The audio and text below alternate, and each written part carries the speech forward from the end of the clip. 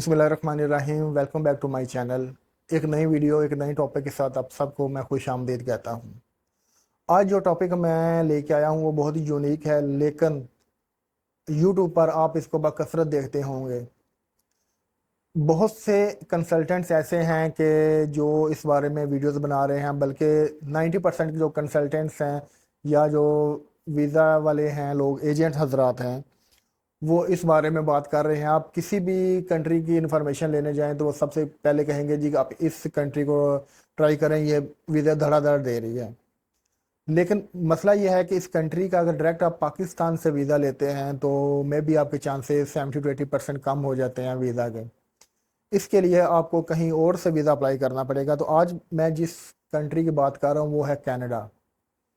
हमारे अक्सर दोस्त हजरात कमेंट कर भी बताते हैं या इंस्टाग्राम पे मुझसे रब्ता करते हैं जी कि इस्लामाबाद में एक कंसल्टेंट है नाइल कंसल्टेंट के नाम से। वो कहते हैं जी बैंक स्टेटमेंट के बगैर भी आप कनाडा का वीज़ा हासिल कर सकते हैं। अगर किसी ने उनको विज़िट किया हुआ है या जो भी है तो मेरे ख्याल से वो एक दफ़ा सिर्फ विज़िट ही करता है उनके थ्रू। उनकी एक तो फीसेस बहुत ज़्यादा हाई होती हैं। वो जस्ट वो फाइल रेडी करते हैं, बाकी वीज़ा लगे ना लगे वो आपके लक पे डिपेंड करता है। आज मैं आपको एक ऐसा यूनिक तरीका बताऊंगा कि जिसके थ्रू आप कनाडा का वीज़ा बआसानी 6 से 7 माह के अंदर हासिल कर सकते हैं।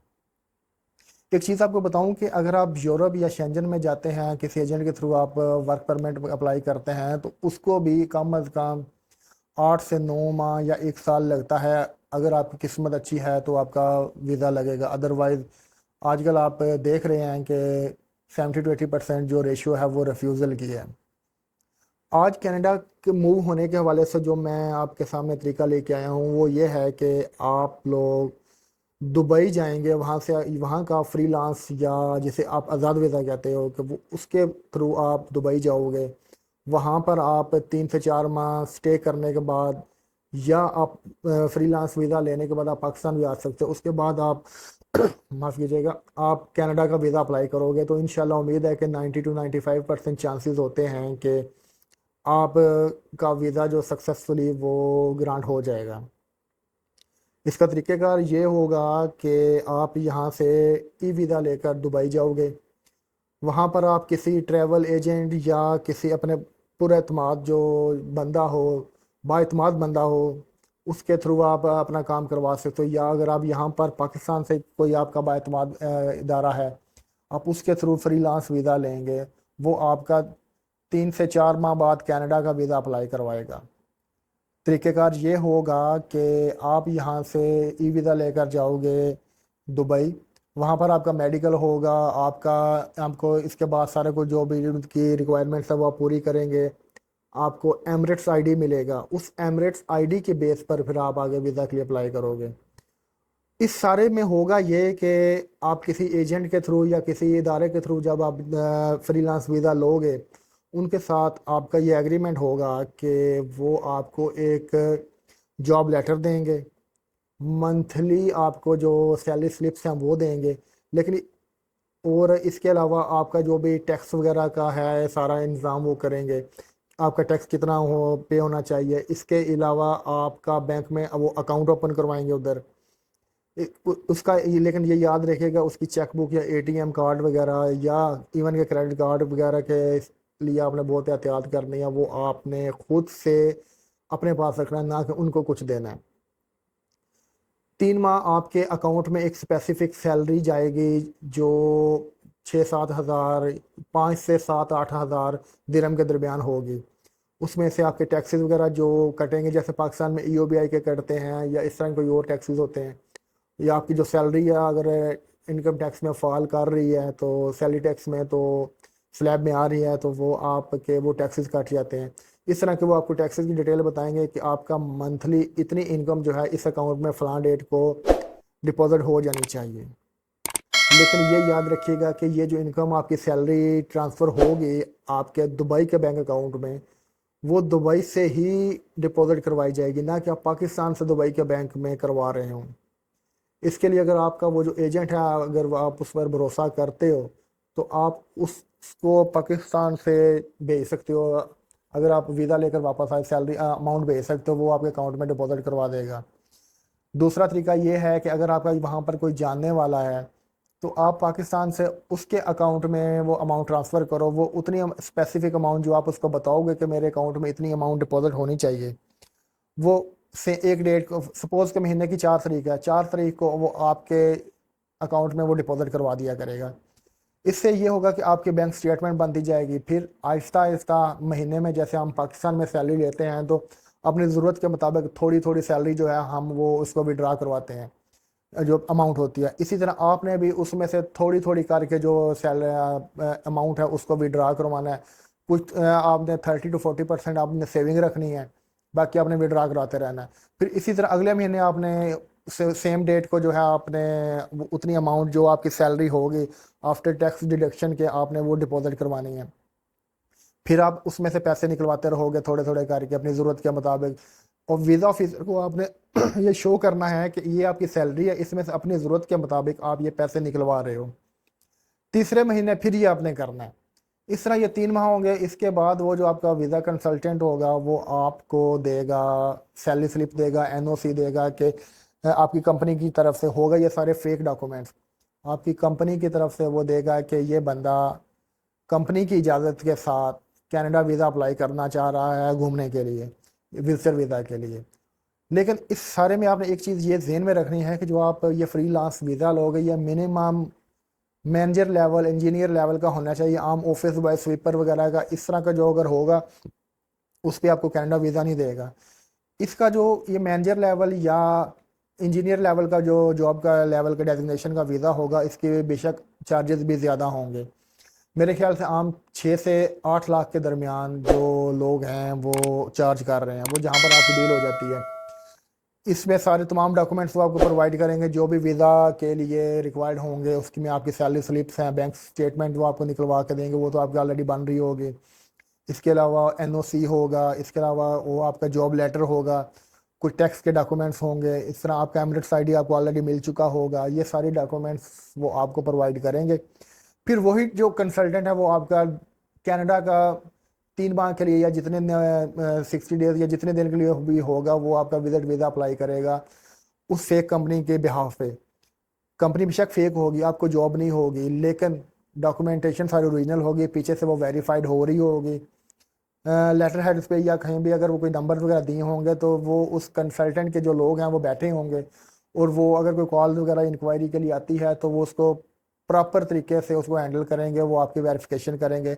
इस सिलसिले में आपने परेशान नहीं होना। आफ्टर 3 मंथ जो है वो सैलरी या 6 मंथ सैलरी जाने के बाद आप कनाडा के लिए वीज़ा अप्लाई करोगे।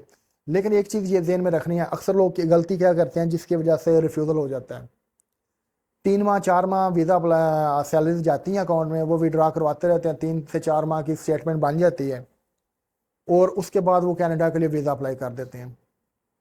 कनाडा एम्बेसी जो है ये वो सारा उसका उनका ऑनलाइन सिस्टम होता है। वो करते क्या है कि वो 60 डेज कम बेश जो है ना वो लेते हैं वीज़ा के लिए, अपने प्रोसेसिंग के लिए। हमारे भाई क्या करते हैं कि 3 माह सैलरी भेजने के बाद कहते हैं जी ठीक है अब कनाडा का वीज़ा अप्लाई हो गया है, क्योंकि हमने वीज़ा अप्लाई कर दिया हुआ है इसलिए अब हमने अपने सैलरीज जो हैं वो डिपॉजिट नहीं करवानी। अब हो सकता है कि 2 माह 1.5 माह आपकी फ़ाइल जो है वीज़ा ऑफिसर के पास पड़ी रहेगी, उसके बाद आफ्टर 45 डेज जो है वो उसका आपकी बारी आएगी। लेकिन उस वक्त देखेगा कि लास्ट मंथ की तो इस बंदे की सैलरी कोई नहीं आई और इस तरह कुछ हो नहीं, वो समझ जाएगा ये बंदा फेक है, वो रिफ्यूज़ल लगा देगा। जब तक आपको वीज़ा ग्रांट हो के आपको ईमेल नहीं आ जाती कि आपका वीज़ा लग गया है, या रिफ्यूज़ल की भी ईमेल ही आती है और अप्रूवल की भी ईमेल ही आती है। जब अप्रूवल हो जाती है तो फिर वो कहते हैं जी कि अपना पासपोर्ट हमें सबमिट करवा दें ताकि हम उस पर स्टिकर पेस्ट कर दें।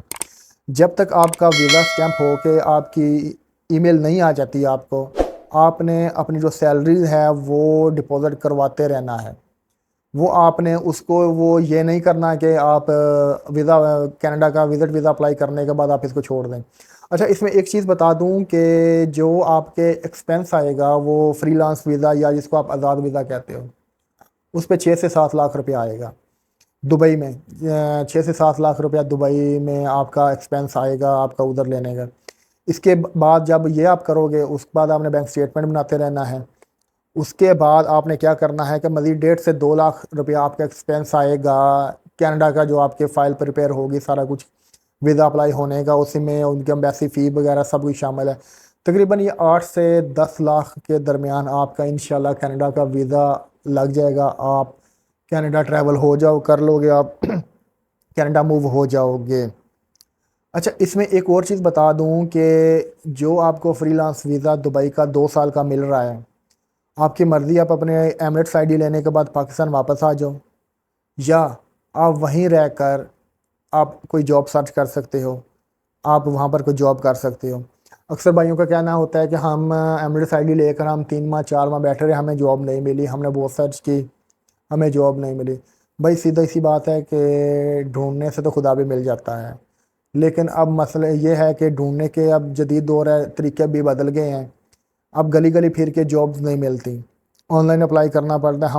हमारे भाइयों को बिल्कुल ऑनलाइन अप्लाई करने का भी नहीं पता। अच्छा, कुछ ऐसे होते हैं कि जिन्हें ऑनलाइन अप्लाई करते हैं, सारा कुछ करते हैं, लेकिन कॉल्स वगैरह नहीं आती। भैया इसका सबसे बेस्ट तरीका ये होता है कि आजकल ऐसे रिक्रूटमेंट एजेंसीज या जो लोग हैं जो आपको जॉब दिलाते हैं दुबई के अंदर। पाकिस्तान में भी हैं एचआर कंसल्टेंट्स हैं, लेकिन दुबई में भी हैं रिक्रूटमेंट एजेंसीज हैं। तो आप उनसे कांटेक्ट कर सकते हो, आपकी जो काबिलियत के मुताबिक, जो एबिलिटीज़ वगैरह हैं, आपके क्वालिफ़िकेशन को देखते हुए मुताबिक वो आपकी जॉब सर्च करके देंगी। उसका एक स्पेसिफिक अमाउंट होगी जो वो आपसे चार्ज करेंगी। लेकिन अच्छे इदारे, लेकिन 90 to 80% जो इदारे हैं वो क्या करते हैं कि आपको जॉब दिलवाते हैं। आपको जब पहली सैलरी आती है, उस सैलरी में से वो आप कहते हैं कि अब हमें हमारा जो शेयर हमारा डिसाइड हुआ था, आपकी सैलरी का वो 50% हो सकती है, 20%, 30%, जितनी भी आप उनके साथ डील कर लें, आपने उनको वो देना होता है। लेकिन वो आफ्टर फर्स्ट सैलरी आपके अकाउंट में आने के बाद आपने देना होता है, ना कि आप जॉब पे लगे उसी वक्त आपने एडवांस में नहीं देना होता। आफ्टर जो होता है आपकी फ़र्स्ट सैलरी आपने वो पे करना होता है। तो इस चीज़ें में आप बेफिक्र रहें कि आप जॉब नहीं मिलती, आप जाएं। हाँ, एक्सपेंस होगा थोड़ा बहुत, चाहे वो आपकी 50% सैलरी ले रही हो, 30% या 40%, में भी कुछ इदारे 60-70% भी लेते होंगे, लेकिन आपको ये तसल्ली होगी कि आपने अपने घर वालों से इनकम पैसे मंगवा कर उनको पे नहीं करना। आप उधर उन एजेंसीज, जो रिक्रूटमेंट एजेंसीज हैं, आप उधर जाकर उनसे जॉब लेंगे, वो आप जॉब पे लगवाएंगे, आप 1 महीना काम करोगे, आपको जब सैलरी मिलेगी उस सैलरी में से आपने जो डिसाइडेड अमाउंट होगी वो उनको देनी है आपने। तो ये तरीक़ेकार है आपका कनाडा जाने के लिए। और इससे अगर बेस्ट कोई तरीका है तो आप कर सकते हैं, मेरी नज़र में तो ये तरीका है। इसके अलावा आप पाकिस्तान से कनाडा जाने के मेरे ख्याल से आपके 70 to 80% चांसेस आपके रिफ्यूज़ल के हैं। कनाडा जाना है या किसी भी कंट्री में आजकल तो सिर्फ अब लक डिपेंड करती है, और माशाल्लाह हमारी लक कितनी है ये भी हमें पता है। लक का नहीं होता इसमें, असल में हमारे अपनी कोई डॉक्यूमेंटेशन नहीं होती, हमारे पास बैंक स्टेटमेंट वगैरह नहीं होती, जिसकी वजह से हमें वीज़ा रिफ्यूज़ हो जाता है। जबकि हम उसको फेंक देते हैं कि ये हमारी लक की वजह से हमारा वीज़ा नहीं, हमारी किस्मत में नहीं था। किस्मत आपने खुद बनानी है। तो मैंने आपको तरीका बता दिया है। मज़ीद अगर आपका कोई क्वेश्चन हो तो आप मेरे साथ इंस्टाग्राम पे मुझे फॉलो करके मुझसे क्वेश्चन कर सकते हैं।